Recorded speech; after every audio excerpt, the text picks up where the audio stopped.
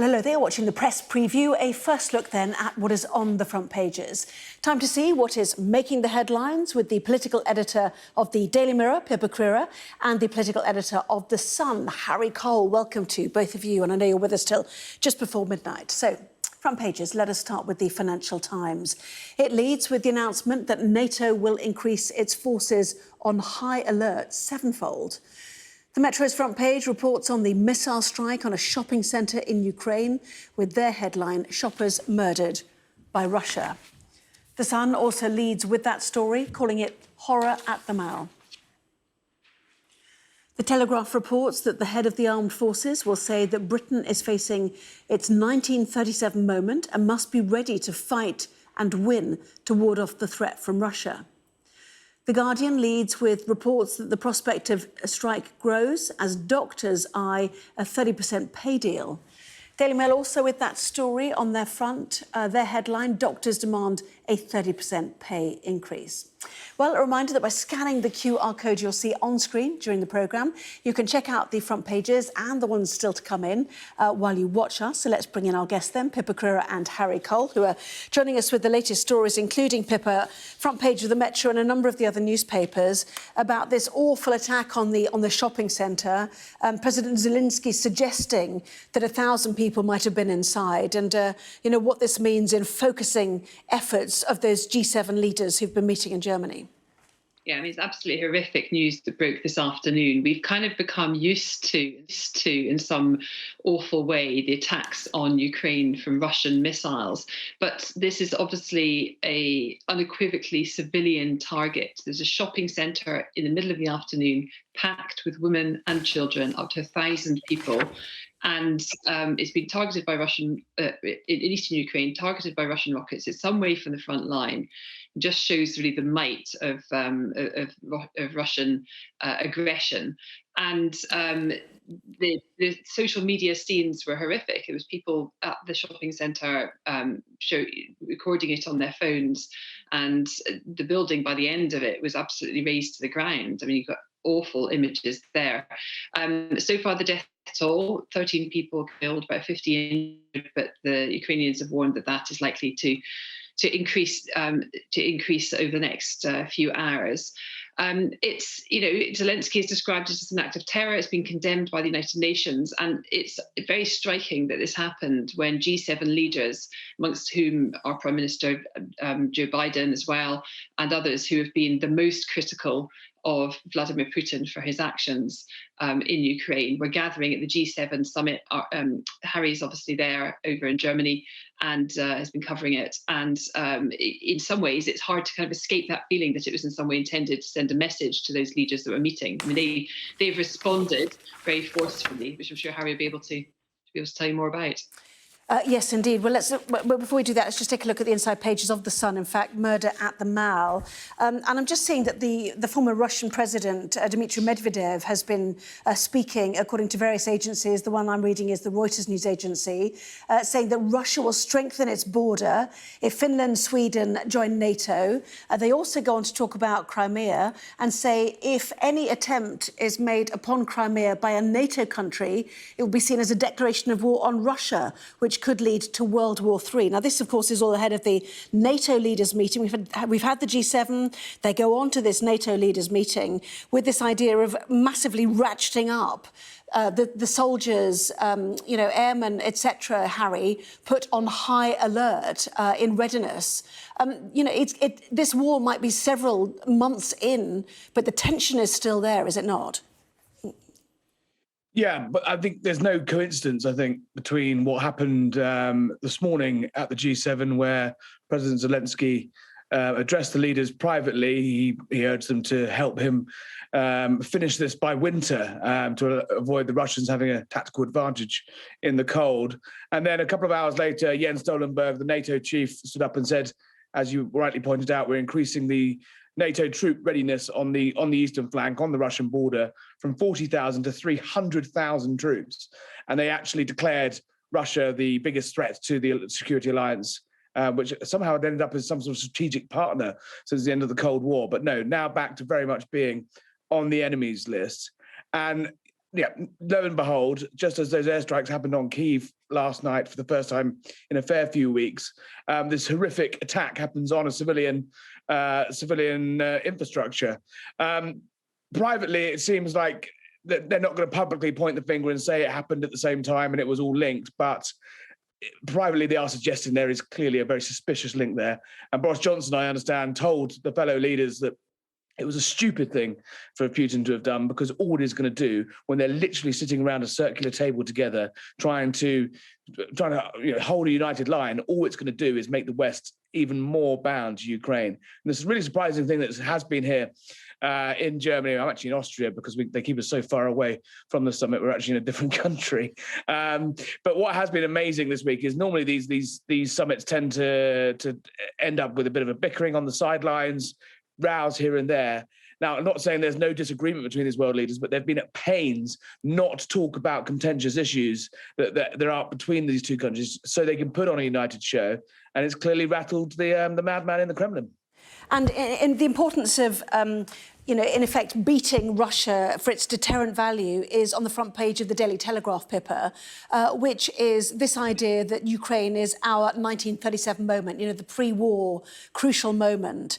And this is the General Sir Patrick Sanders, the Chief of the General Staff, who will say that Britain must be prepared to act rapidly to contain Russian expansionism.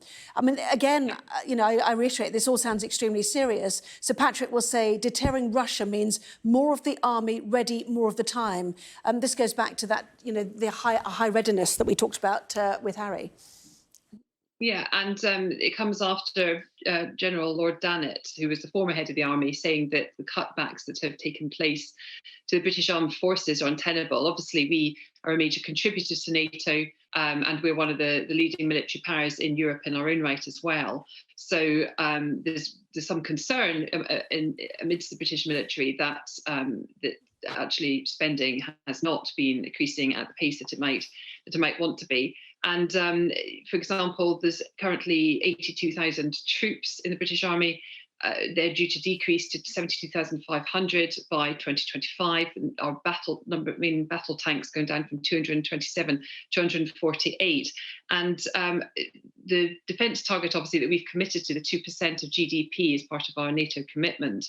Ben Wallace is apparently writing privately, well, not privately, since it's in the newspapers, but is writing to Rishi Sunak, Chancellor, to say that we're in real danger of missing that. And there's a real sort of pressure for a hike in defence spending at a time where, frankly, we're facing the type of conflict that we haven't seen in Europe for many, many decades.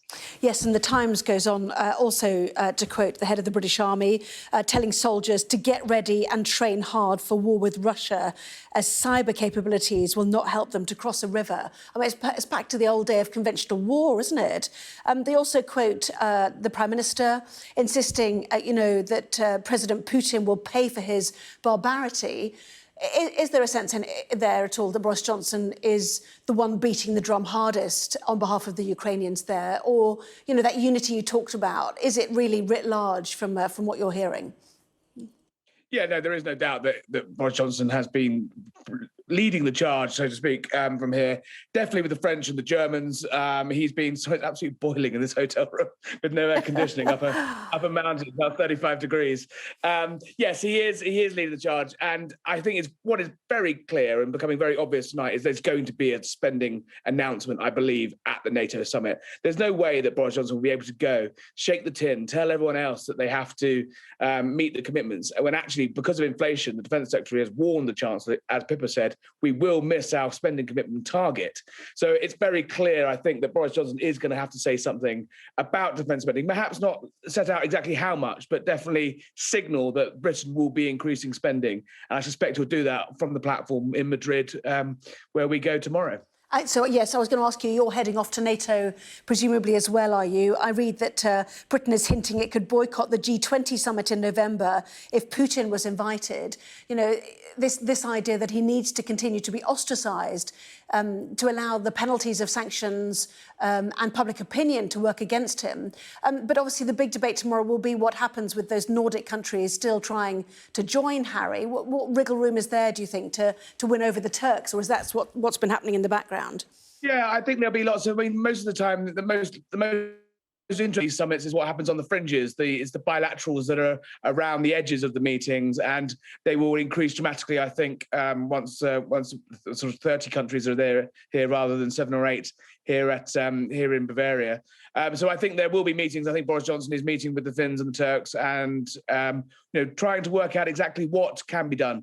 Now, Turkey's in a position that has been quite resolute.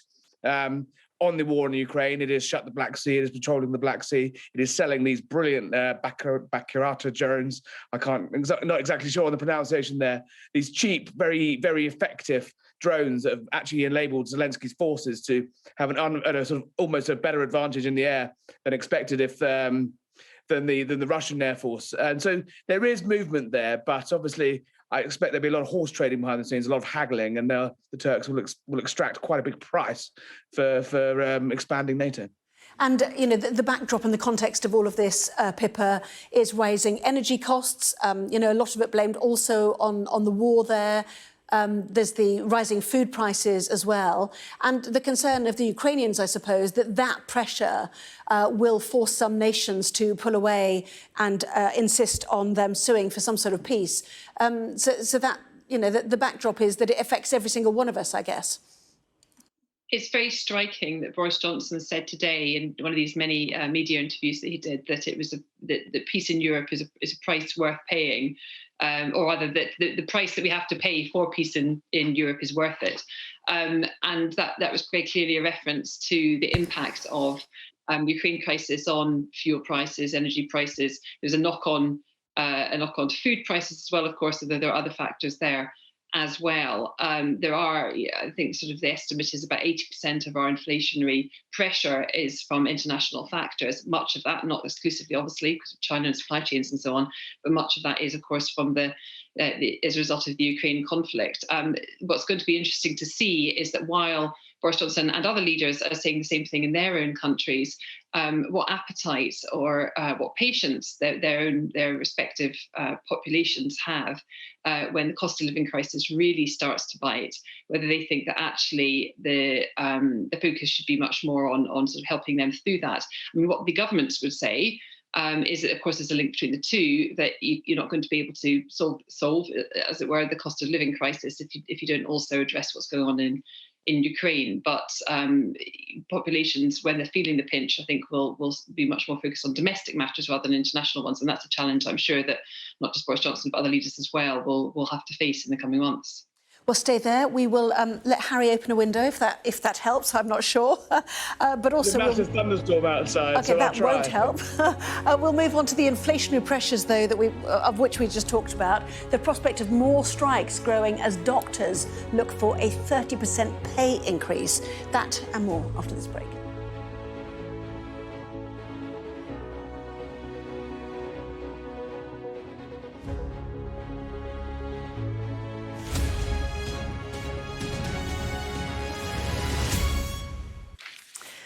Let's return to the press preview then. Joining me once again, the political editor of the Daily Mirror, Pippa Crerar, and the political editor of The Sun, Harry Cole, who joins us near, but not that near, Garmisch-Partenkirchen, where those G7 leaders are meeting, in a very hot hotel room, he tells us, because it's stormy there. But let us go on to domestic matters. Strike action by barristers today. Now the prospect of strike growing as doctors eye a 30% pay deal. Harry, this is in a number of newspapers as well. The pressure grows, does it not? Yeah, it was never going to just be the train drivers and the railway workers. This was always going to be a sort of summer of discontent, because behind the scenes, various pay settlements for the public sector are being negotiated at different times, and actually the other sectors have seen how the government have reacted to the rail strikes, which is to sort of gently increase the offer of pay settlements. And I expect we're going to see, many other sectors out on strike this summer. The problem is that the railways and the hospitals and various other sectors like that have only really just started to recover from COVID. The teachers, for example, kids who have already had the last 2 years of their education disrupted, face more disruption in the classroom because of a pay dispute. At the moment, the government is standing very firm. It's being very noisy and saying, no, we're not going to bow to pressure. Let's see how that looks when schools are shut, trains are on strike, doctors, no one can get a doctor's appointment, and hospitals' backlogs are growing even more in 6 months' time. I suspect it's going to get quite heated quite quickly. Yeah, just got a minute left, and apologies, I'm doing these stories the wrong way around. The next paper is The Sun, written by Harry Cole, which suggests that Boris Johnson is hinting at a second fuel duty cut. Pippa, I don't know if you can tell me about Harry's story. I do apologise. Well, fortunately, I've read it, and I'm sure Harry could do a better job. But his story is that Boris Johnson has been hinting today that after the fuel duty cut of 5p per litre in March, the government is suggesting that there might be more help to come. But the suggestion for number 10 that support would remain under review. I mean, we've heard a lot of promises about help to come, and since the big announcement that we had a month or so ago, I think we're all going to have to wait till the autumn for more. But the suggestion in the Sun seems to be that while wholesale prices of oil, as we all know, have dropped slightly, the prices at the pump remain at record highs, and fuel companies rather are under huge pressure to pass on some of those savings to motorists. The Treasury obviously also takes a huge amount per litre, I think it's 82 pence per litre in duty and VAT from fuel. And all at the same time, people are filling up their tanks and regularly finding that a tank of petrol is hitting 100 quid or more, depending on what sort of car they have. Feeling the pinch in other areas of their life as well. Government's promising to do something about it. Let's see. Sorry to rush you. We've had very little time left. Thank you both very much indeed. Pippa Crerar, Harry Cole, thank you both very much indeed.